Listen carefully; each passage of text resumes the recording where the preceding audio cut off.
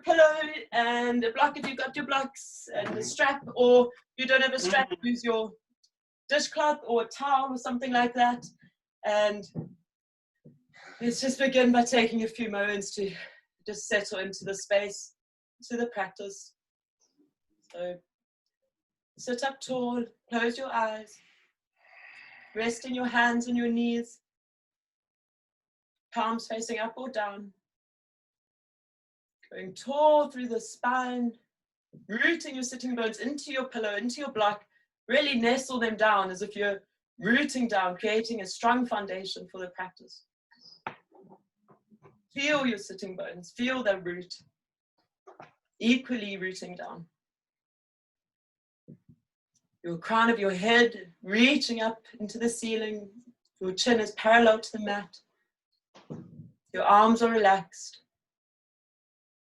Not sticking the sternum out too much. Just finding our seat, our asana, which today it's been interpreted as posture, but its literal meaning, translation, is to take one seat. So we come together, we find a united seat, and we just close our eyes and sit still. That's all you need to do.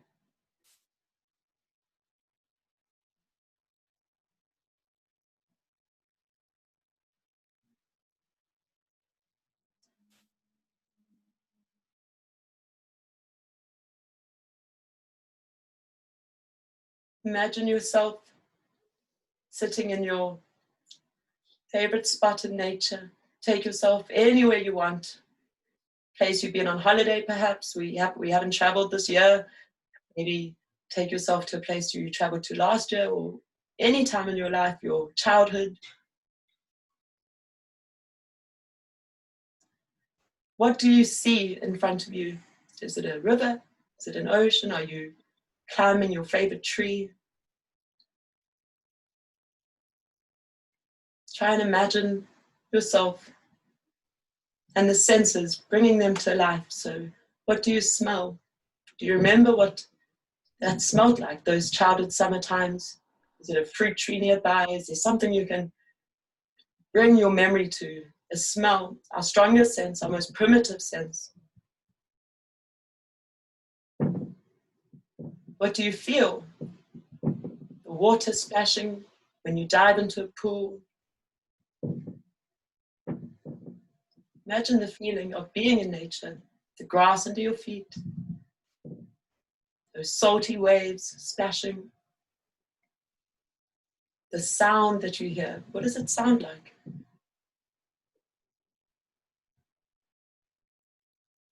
Is there a taste?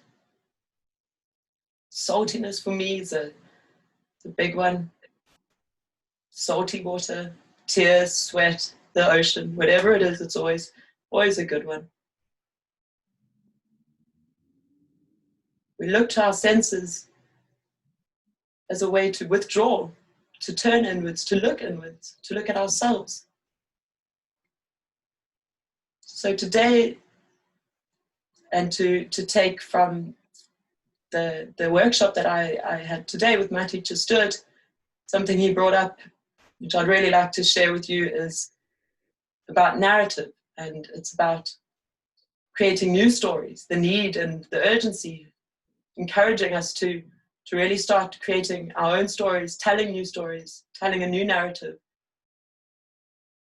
So today's theme is one on narrative, and just to bring awareness to perhaps what your narrative is, what you've been a part of, and what maybe you'd like to change, what story you'd like to tell, how you'd like to change that narrative.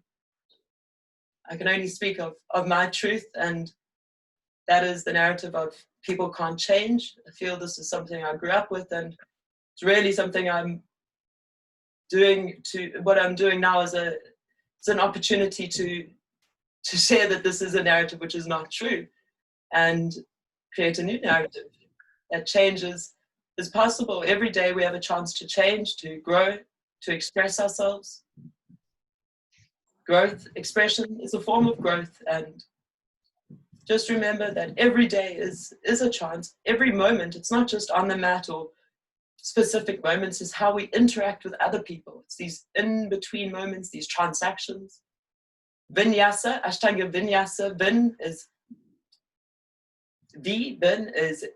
to place, and Yasa is in a special way. So we move in a special way, but not only in our flow with linking breath to movement, it's how we move in life, how we interact with our neighbors, how we interact when people aren't looking, how we treat ourselves, moving moment to moment in a special way, a vinyasa that we practice every single day.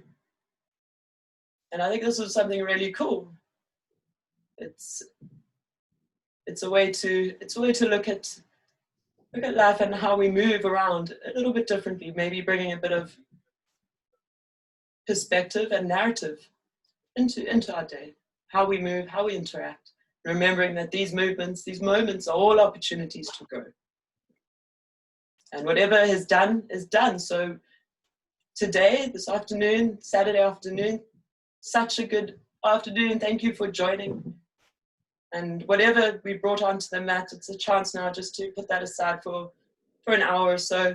This is your time, your space, guys. So have fun, keep it safe, be kind to yourself, practice ahimsa, and be curious. Try and have a war nearby you. Got your props, your blocks, your straps, whatever you can use. And don't do anything that will cause you or anyone else harm. If you've got any lower back pain, any back pain, don't do any inversions, no shoulder stands or anything. And you can always just go into child's pose, just take a break, lie down in Shavasana, the hardest asana, and just chill out. Whatever makes you feel good, that's what it's about. So just remember that there really is no hierarchy. This is your time. It's a safe space. Bringing our hands together at heart center, thumbs into sternum, keeping our eyes closed, or open with one Om. You can join if you like. Om. Keep your eyes closed and set your intention. Use this time and devote your practice to someone you love, to someone you find challenging perhaps, to your mother, your father, your sister, your brother, your lover, your God. But devote it, offer it up. This is a selfless practice. We practice with love.